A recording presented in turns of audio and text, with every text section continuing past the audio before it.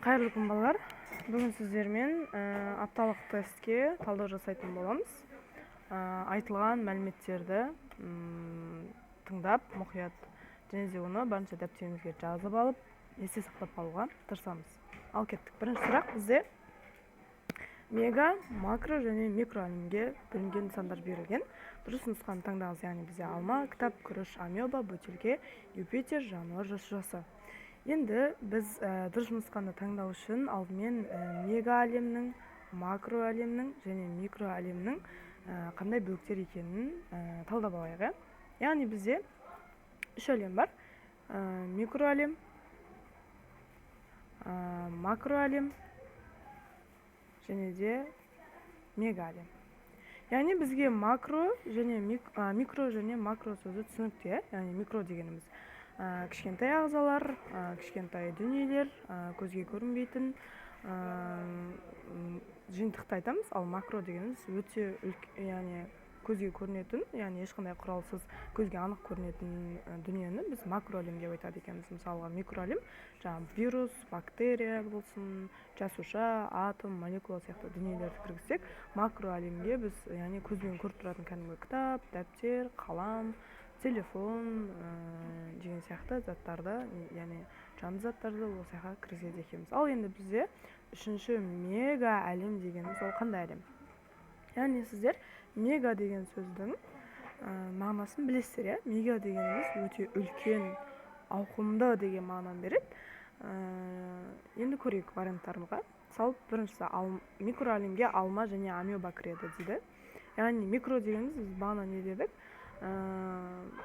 Көзге көрінбеу керек, яғни адамдар оны қарапайым көзбен, ешқандай аппаратсыз көзбен көре алмау керек дедік. Яғни біз алманы бір қарағанымызда ешқандай аппаратсыз көруге болады, сол үшін өшіріп тастаймыз.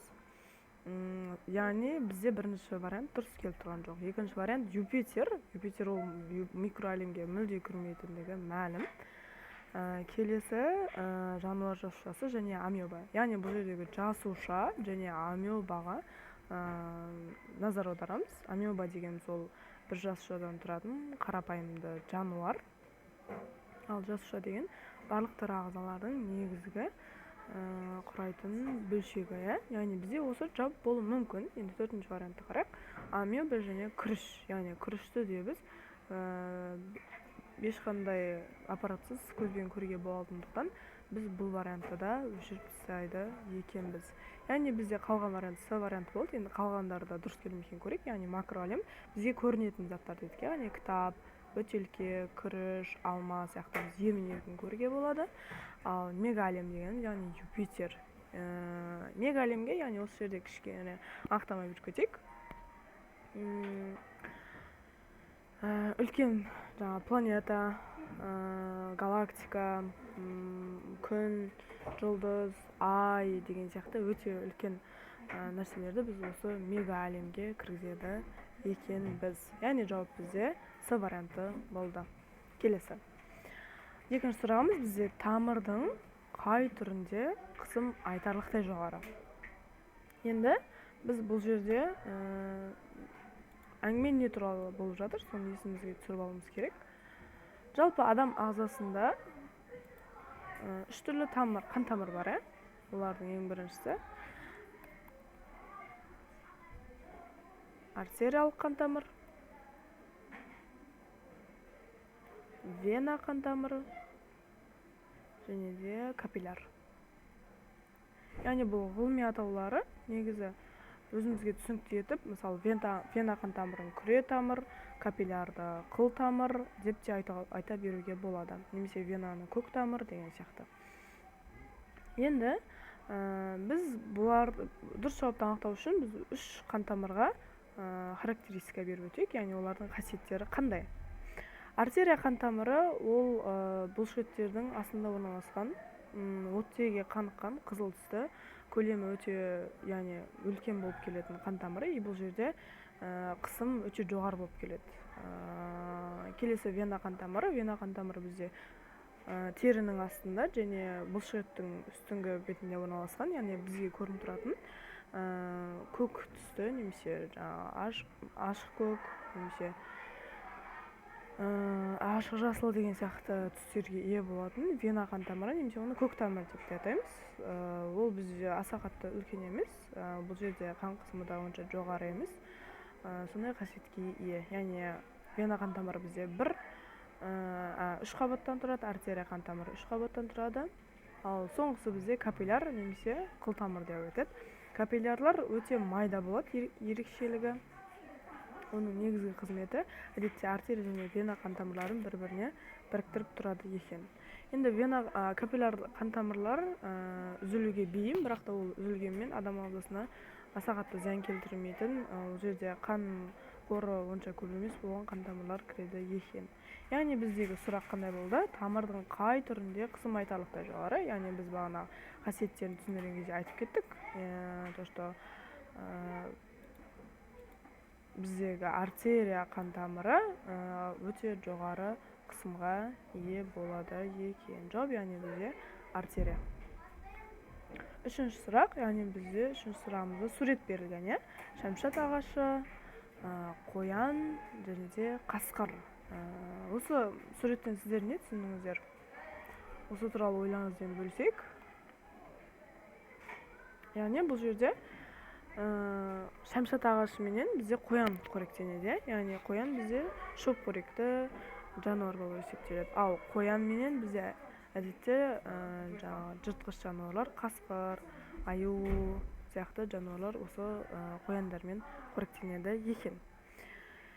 Енді сұрағымызға келейік. Қорек тізбегінің түрін анықтаңыз. Яғни бұл жерде бізде азықтық тізбек немесе қоректік тізбек бар, тірі ағзалардың бірімен бірі қоректену ерекшелігіне байланысты біз бұл тізбекті әдетте қоректік тізбек деп айтады екенбіз. Енді қоректік тізбектің түрін анықтаңыз. Сұрақтарға қарайтын болсақ, варианттарға қарайтын болсақ, бізде жайылымдық, детритті, құнарлы және консументалды қорек тізбегі деген варианттар бар екен. Д вариантынан болсақ, жалпы консументалды дейді. Біз осы жерде бірінші консумент деген сөзге анықтама беріп кетейік. Консумент дегеніміз ол бізде тұтынушы деген мағынаны білдіреді. Яғни нені тұтынушы? Әдетте азықты тұтынушыларды айтады. Жалпы консумент ағзаларының бізде үш түр болады екен. Яғни бірінші реттік консумент, екінші реттік консумент және де үшінші реттік консумент.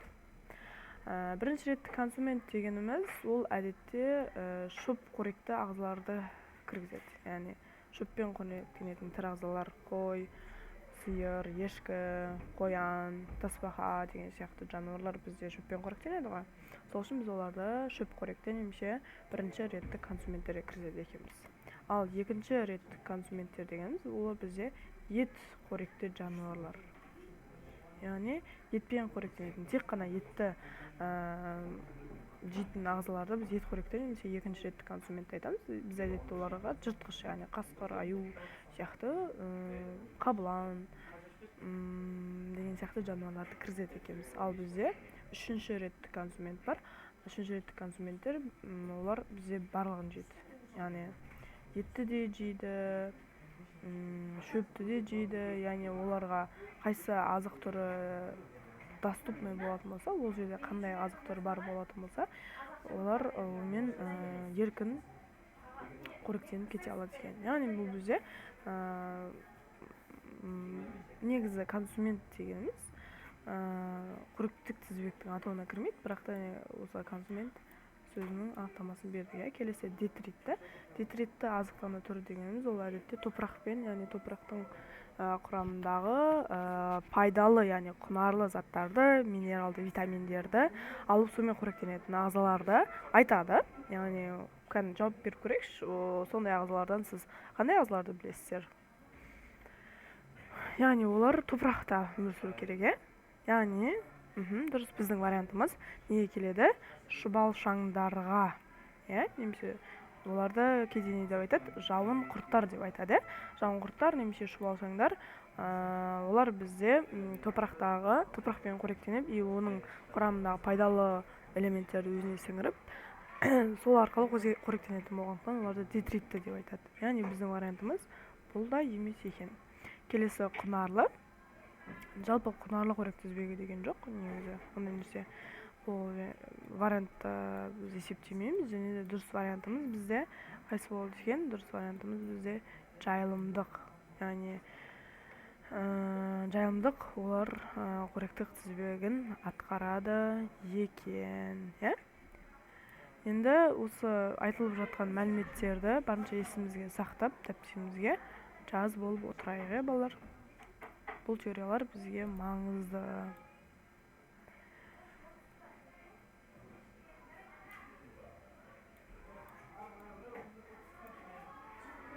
Келесі сұрағымыз. Бізде патшалық жануар, тип хордалылар, класс отряд белгісіз, және де кіші отряд ит тәріздестерге кіреді, ал тұқымдасы қасқыр тәріздестерге, қасқырларға ит түрі кәдімгі қасқыр. Яғни бұл жерде бізде қайсы жануар туралы сөз болып жатыр, яғни қасқыр туралы сөз болып жатыр.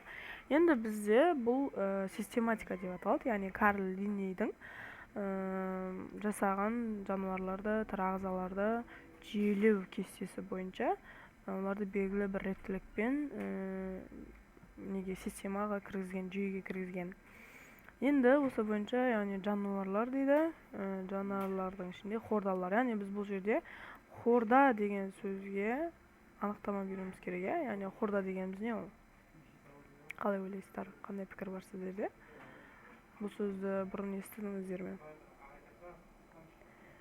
Яғни хорда дегеніміз ол уақыт өте келе даму барысында ағзаның ол омыртқаға айналатын бөлікті біз хорда деп айтады екенбіз. Яғни ол омыртқаның бастапқы түрі хорда деп аталады. Енді, яғни біз айталамыз, жануарлардың ішінде хордалылар деген түрі бар, яғни ағзасында омыртқасы бар. Яғни демек біз омыртқасыз ағзалардың да бар екенін түсіндіріп кетуіміз керек. Яғни омыртқасыз дегеніміз құрылысында омыртқа қаңқасы жоқ, тірек қимыл қызметін хорда атқармайтын ағзаларды біз омыртқасыз деп айтамыз. Әдетте оларға қарапайымдыларды, шекқуыстыларды, құрттар типін, ұлулар типін, болтық құрттар типін, бунақденелілер, тікен терілілер сияқты ағзаларды омыртқасыздарға кіргіземіз. Бірақ та негізі олардың негізгі өзін қорғау аймағы ол оның сыртқы қаңқасы болып аталады, яғни экзоскелет деп айтады, сыртқы қаңқа. Ол осы қаңқа арқылы олар өздерінің ішкі органдарын сақтайды екен. Ал қазір біздегі түсіндіріп жатқан тақырыбымыз ол омыртқалылар ғой. Омыртқалар отрядына бізде балықтар, қосмекенділер, балықтар, қосмекенділер, жорғалаушылар, құстар типін кіргіземіз, құстар класын кіргіземіз біз. Және деген соңғысы сүт қоректі. Яғни осы ағзалар бізде омыртқалы ағзалар болып есептеледі екен. Балықтар, гиросфера, яғни сулы қабатта өмір сүрушілер, қосмекенділер, яғни бір уақытта екі жерде де өмір сүре алатын ағзалар, яғни су болса суда, құрғақ жер болса құрғақ жерде, яғни бақалар, құрбақалар, тритон, саламандра сияқты түрлерді біз қосмекенділерге кіргізеді екенбіз. Ал келесі жорғалаушы отряды. Жорғалаушы отряды, яғни бауырымен жорғалап жүретін жануарларды кіргіземіз. Жылан, қолтырауын, құбылғы, тасбақа, гаттерия деген сияқты жануарлар бізде осы жорғалаушылар отрядына кіреді екен. Құстар отряды, яғни атмосферада, яғни ауа қабатында өмір сүретін жануарларды айтамыз. Яғни құстардың біз қандай түрлерін білеміз? Ұшатын құстар, жүгіретін құстар, жүзетін құстар деген сияқты түрлер бар. Келесі сүтқоректілер отряды. Сүтқоректілер деп айтылуының себебі, яғни олар туылған балаларын сүтпен қоректендіретін болған үшін біз оларды осылай атаймыз. Енді осы бізде айтып жатқан қасқыр, яғни ол бізде иттәрізділер отрядына кіреді, иттәріздестер отрядына кіреді, яғни ол бізде сүтқоректілердің ішіндегі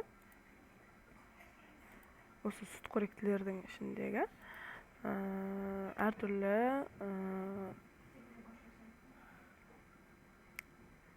жітқоректілердің әртүрлі отрядтары бар. Яғни мысықтар іздесер, жыртқыштар, жылқытар іздесер, сусардар іздесер деген сияқты түрлері бар. Осының ішінде бізде олар жыртқыштар отрядына кіреді екен да. Ал осы жыртқыштар отрядының ішінде ит тәрізділер кіші отрядына кіреді екен. Яғни біз варианттардың ішінен қарастырып көрейік, қайсы бізге жақын келеді. Яғни бізде классымыз сүтқоректілер классы болды, және де отрядтардың ішінен жыртқыштар отряды болды. Яғни біздің дұрыс жауабымыз А варианты болады екен. Түсінікті ғой, келесі. Берілген қоректік тізбектегі қоянның рөлін анықтаңыз. Продуцент, екінші реттік консумент, бірінші реттік консумент және редуцент деген варианттар бар екен бізде. Жалпы осы варианттарға біз кішігірім анықтама беріп кетейік. Жалпы продуцент дегеніміз не ол? Консумент деген сөзге біз бағана анықтама бердік. Консумент дегеніміз яғни тұтынушы. Бірінші реттік консументтер олар шөп қоректілер, екінші реттік консументтер олар бізде ет қоректі жануарлар екен. Яғни бізге қазір қайсы сөздер түсініксіз болып тұр? Яғни продуцент дегеніміз не? Және де редуцент дегеніміз не ол?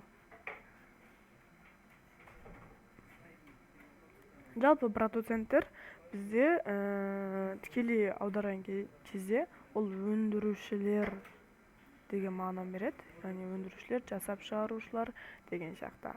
Ал редуцент дегеніміз олар ыдыратушылар, немесе бүлдірушілер, бұзушылар деген сияқты мағыналарға келеді.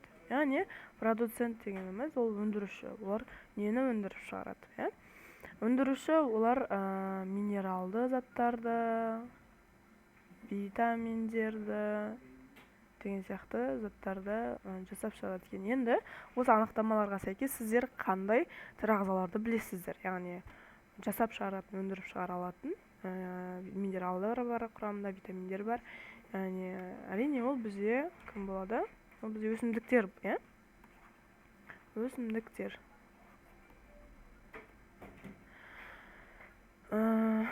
Өсімдіктер, мысалға біз топырақ деп алайық. Топырақ, мына жерде бізде оның өсімдіктің сабағы орналасқан, ал топырақтың астында тамыр бөлігі бар. Тамырдың негізгі ерекше қасиеті оның өзіне тартқыштық қабілеті бар, тарту, сору қабілеті бар. Нені?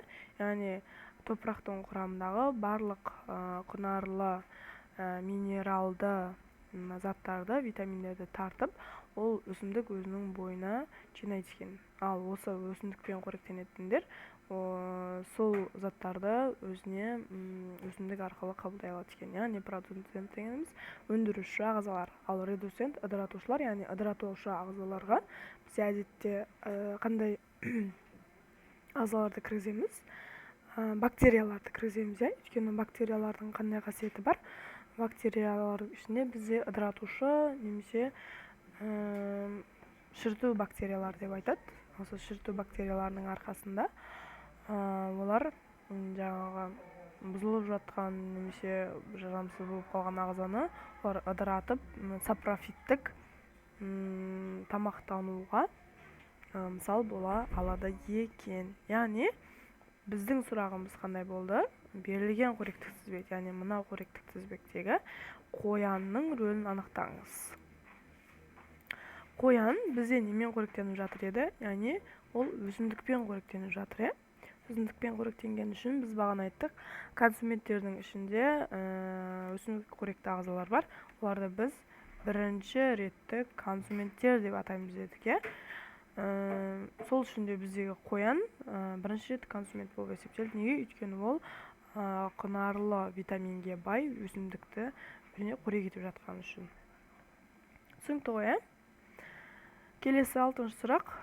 Суретте берілген 22-ші және 15-ші сүйектердің дұрыс атауын анықтаңыз. Яғни бізде мұнда не берілген екен? Бізде сурет берілген екен. Осы суреттегі 22-ші және 15-ші нөмірлі сүйектердің атауын айтуымыз керек екен. яғни 22 нөмір қақта бізде 22 нөмірі мына жақта осы жерде тұр бізде 22 нөмірі. Ал 15 нөмір бізде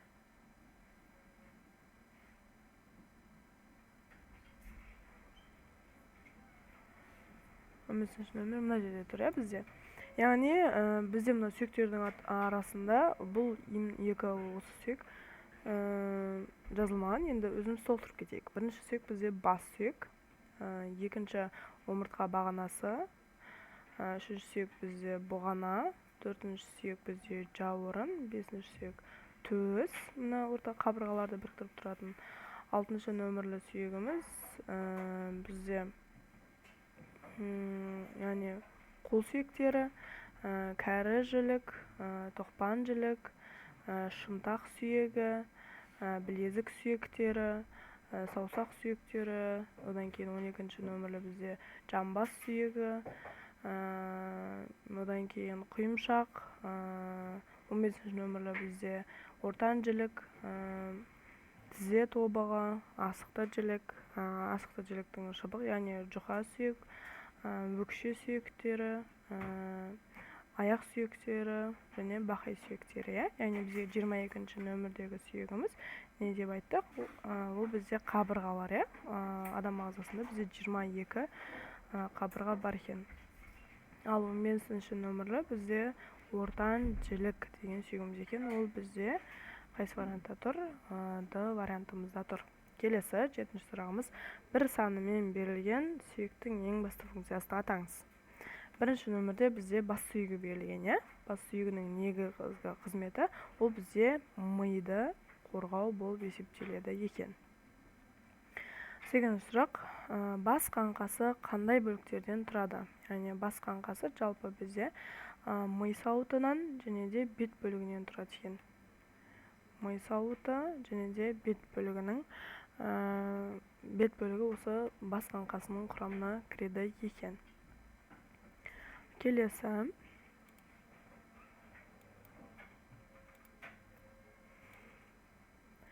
Көп нүктелердің орнына тиісті сөздерді қойыңыз. Тереңдеген сайын су қысымы және де мұндай қысым гидростатикалық деп аталады, өйткені ол сұйықтықтан туындайды. Яғни біз осы жерге варианттардан дұрысын қоюымыз керек. Енді ережеге сәйкес, теорияға сәйкес, жалпы тереңдеген сайын судың қысымы артады. Яғни бізде артады деген вариант А және Д вариантына тұрған екен. Яғни біздегі мүмкін варианттар А және де Д. Б және С вариантымыз дұрыс келмейді. Ал енді мұндай қысым гидростатикалық деп аталады. Өйткені ол бізде қозғалыссыз сұйықтықтан туындайды деген. Яғни бізде қозғалмалы сұйықтық емес. Яғни гидростатикалық қысым бізде негізі әдетте сұйықтықтың, қозғалмайтын сұйықтықтың қысымын анықтайтын болғандықтан, ережеге сәйкес бізде гидростатикалық қысым қозғалыссыз сұйықтықтан пайда болады екен. Келесі. Литосфералық плиталардың қандай қозғалысы арқылы жаңа рельеф пайда болады? Яғни литосфералық плита дегеніміз не ол жалпы? Литосфералық плита дегеніміз ол бізде топырақ қабатын айтамыз. Топырақ қабаты қалың тақтайлар, осы бізде топырақ тақтайлары плиталар деп аталады екен. Жалпы бізге барлығымызға мәлім, ертеде бізде материктердің саны қазіргі сияқты көп болмаған, өйткені олар бастапқыда біріккен жалпы екі ғана материктен құралған. Бірақ та уақыт өте келе олар бізде кейбір әсерлердің арқасында бөлініп кеткен. Яғни оларды біз не деп айтамыз? Көлденең жолақты жаңағы жер қозғалысы, жердің сілкінуі арқылы, мысалы жалпы тақтай болатын болса, олар көлденеңінен әрлі-берлі былай қозғалған кезде, олардың орталарында жарық пайда болады да, олар бір-бірінен бөлініп кетеді екен. Яғни бізде көлденең жер сілкінісі немесе көлденең қозғалыстар арқылы бізде жаңа рельеф пайда болады екен. Түсінікті болып жатыр ғой, Келесі 11 сұрағымыз бізде сурет берілген. Суретте бізде географиялық координаттар көрсетілген, А, Б, В және Г координаттары. Енді А және 11 сұрағымыз А және Б нүктелері орналасқан көлденең сызық қалай аталады? Яғни А және Б нүктесіне қараймыз. Бұл бізде мына екі аралық екен. Және мына аралық және де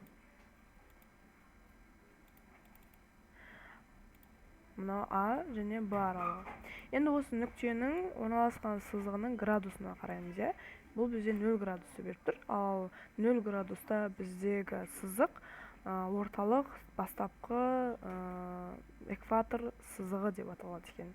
Яғни А және Б аралығындағы көлденең сызық экватор сызығы болып есептеледі екен. Келесі, Г нүктесінің қай бойлықта орналасқанын анықтаңыз. Яғни Г нүктесі бізде мына аралықта орналасқан еді. Г нүктесі бізде мына жерде орналасқан. Енді қараңыздар, жалпы біз осы берілгені бойынша бөліктерді тауып алайық. Мынау аудан бізде солтүстік бөлім.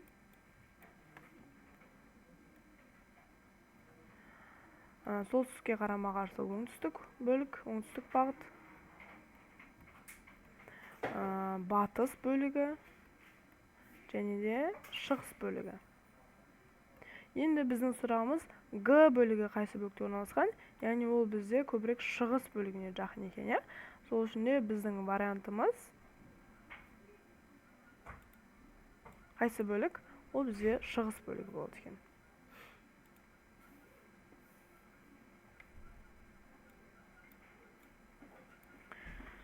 Он үшінші сұрағымыз Б нүктесінің дұрыс координаттарын анықтаңыз.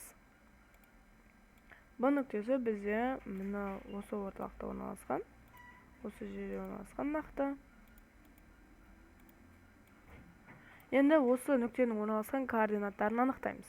Ол тігінен келген кезде бізде ол неше градусқа тең екен? 90 градусқа тең. Және де горизонтал орналасқан бізде 30 және 60 аралығында, Яғни ол бізде примерно 45 немесе 50 градус айналасында деп есептейміз. Енді вариант бойынша жұмыс жасаймыз. Вариантта бізде қандай бөліктер орналасқан? Шығыс бөлігі бойынша 90 градус және де оңтүстік ендігі бойынша бізде астыңғы бөлігіміз шығыс бөлігі 90 градус және де солтүстік ендік бойынша 45 градусқа тең бойлық болады екен. Яғни жауап бізде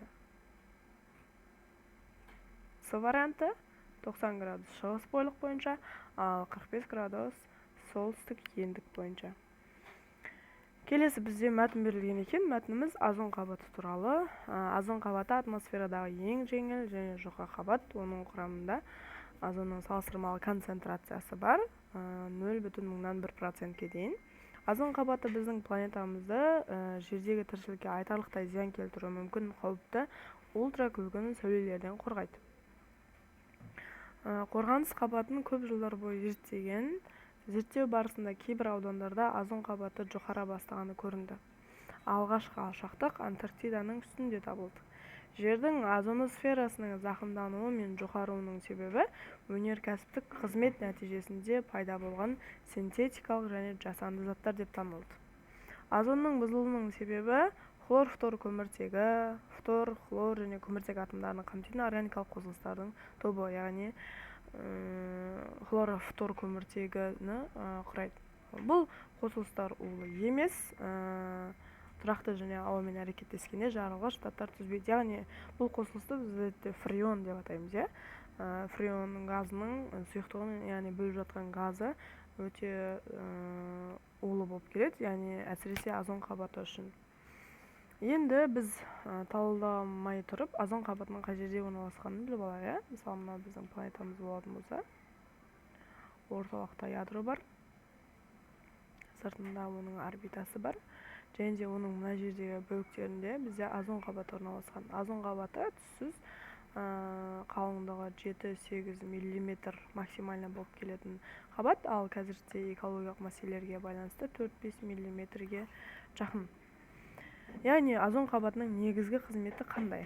Озон қабаты мысалға күн мен жердің арақашықтығы неше? Мысалы, мына жер, мына күн болатын болса, екеуінің арақашықтығы 150 миллион километрді құрайды екен. Енді күннен шығып жатқан сәулелер негізгі, жалпы алғанда күн ол жердің негізгі энергия көзі болып табылады. Яғни біз алып жатқан энергиямыз осы күннен келеді. Бірақ та енді артық мөлшерде ол өзінен зиян ультра күлгін сәулелерін шаша бастайды екен. Ультра күлгін сәулелерді. Жалпы ультра күлгін сәулелерінің зияндылығы олардан бөлінетін альфа, бета және гамма сәулелерінің зияндылығынан анықталады. Өйткені олар бізде зиянды тірі ағзаларға үлкен қауіп төндіретін сәулелер болып табылады. Яғни жалпы озон қабатының негізгі қызметі осындай сәулелерден қорғайды екен. Енді түсінікті болмаса сұраққа қараймыз. Озон қабатының бұзылуы қай елдерге әсер етеді? ТМД елдеріне, экономикасы дамыған елдерге, Антарктидаға және әлемнің барлық елдеріне. Яғни озон қабаты бізде жалпы жер шарын, жер планетасын қорғап тұрғандықтан, ультракүлгін сәулелерін қорғау бүткіл дүние жүзін, бүткіл планетаға тиесілі болғандықтан, оның бұзылуы немесе оның қандай да бір проблемаға ұшырауы ол әлемнің барлық елдеріне қатысты болады екен. Келесі, биосфера үшін озон қабатының нені өткізбегені маңызды. Яғни биосфера қабатында бізде қандай қабат еді? Биотіршілік сфера қабат, яғни тіршілік қабаты, тірі ағзалар үшін, жануарлар, өсімдіктер, адамдар үшін озон қабаты ультра күлгін сәулелерден қорғайды. Оларды ультра күлгін сәулелерден қорғайды екен. Озон қабатының бұзылуы қандай проблемаға жатады? Аймақтық, жергілікті, жаһандық және республикалық. Яғни бағана біз айтып кеттік, оның бұзылуы бізде әлемнің барлық елдеріне әсер еткен үшін ол бізде жаһандық проблема болып табылады екен. Келесі 17-ші сұрағымыз. Баламалы энергияның қандай түрі су ағынын электр энергиясына айналдырады? Енді біз бұл жерде, егер сіздерге бұл сөз түсініксіз болатын болса, біз логикалық тұрғыда сөздің мағынасымен жұмыс жасай аламыз. Мысалға, бірінші вариантымыз жел қуаты. Яғни бұл бізде жел арқылы жұмыс жасайды. Ол сол жел арқылы энергия қуат алатын энергияның түрі. Яғни бұл вариант бізде дұрыс келмейді.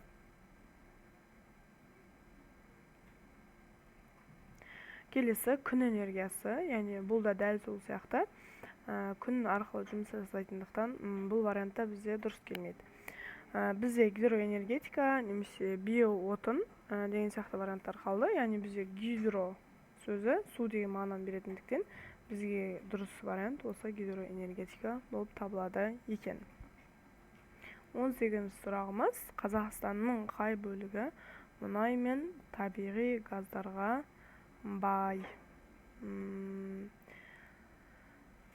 Жалпы мына біз Қазақстанның бөліктері деп алатын болсақ,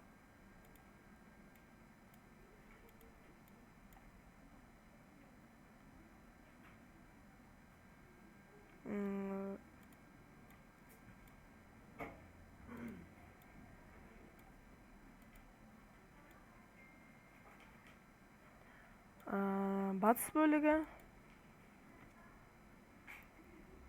шығыс бөлігі, солтүстік бөлік және оңтүстік бөлік деп есептейтін болсақ, мысалы мына солтүстік батыс, оңтүстік шығыс, оңтүстік батыс, солтүстік шығыс деген сияқты.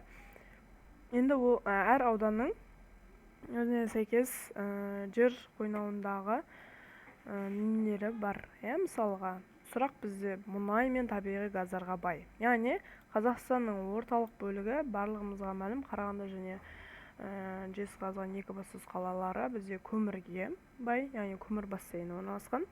Солтүстік және шығыс Қазақстан өңірлері бізде түсті металдар, алтын, күміс, мыс, мырыш деген сияқты металдар тараған болса, осы өңірлерде оңтүстік бөлігі бізде бейметалдар, яғни уран және фосфор деген сияқты элементтер жасап шығарады екен. Ал біздегі батыс бөлігі, батыстың жаңа Ақтау, Ембі, Достыр деген сияқты бөліктерде бізде мұнай атқылаған бірінші жерлер болып есептеледі. Яғни қазіргі кезде ол жерде мұнайдың және табиғи газдардың өте үлкен қоры бар болып есептеледі екен. Яғни мұнай және табиғи газ бізде батыс Қазақстанда көп мөлшерде кездеседі екен.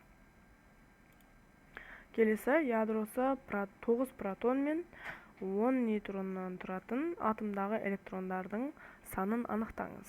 Яғни біз атомның құрылысын еске түсіруіміз керек. Атом ортасында ядро және де оның сыртқы қабатында бізде электрон қабаты орналасқан. Атом ең кішкентай бөлік болғанымен, ол жерде бізде әртүрлі зарядтардың бар екенін білеміз. Мысалға, оң зарядты протондар, теріс зарядты электрондар және де зарядсыз бөлшектеріміз нейтрондар бар екенін білеміз. Яғни протон P+, электрон E- және зарядсыз бөлшегіміз N нулевой белгісімен белгіленеді. Енді біз элементтегі немесе атомдағы протон, электрон, нейтрон санын қалай анықтайтын едік? Яғни элементтің Менделеев кестесіндегі тұрған реттік санымен анықтаймыз. Мысалға, натрий элементі бізде 11-ші нөмірде тұрған деп есептейтін болсақ, оның бізде реттік нөмірі, яғни Z бізде 11-ге тең ғой. Сәйкесінше Z бізде протондар саны менен электрондар санына тең болатын еді. Яғни элементіміз бізде 11-ші нөмірде тұр. Демек, оның құрамында 11 протон, 11 электрон бар деген сөз. Ал енді сұрағымызда бізде егер элементтің 9 протоны болса ше. Яғни 9 протон болатын болса, ережеге сәйкес оның құрамында 9 электрон болу керек. Яғни бізде протондар және нейтрондар атомның қай бөлігінде орналасқан еді? Ядроның ішінде орналасқан. Ал оның сыртын теріс зарядты бөлшектеріміз айнала қоршап жүретін еді. Яғни плюстар мен минустар ережесіне сәйкес, ол плюс заряд пен минус заряд үнемі бір-бірін тартып тұру қабілеті бар еді. Яғни бізде егер 9 протон болатын болса, элементтің құрамында 9 электрон болу керек деген сөз. Түсінікті ғой? Келесі, жердегі тіршіліктің пайда болуының биохимиялық гипотезасының негізгі теориясы қандай? Жалпы бізде жердегі тіршіліктің пайда болуы туралы қазіргі таңға дейін нақты бір анық тұжырымдама жоқ, бірақ та кейбір теориялар қалыптасқан. Олар бізде биогенез теориясы, абиогенез теориясы, панспермия теориясы, креационизм теориясы және де ең соңғысы өздігінен жаралу теориясы.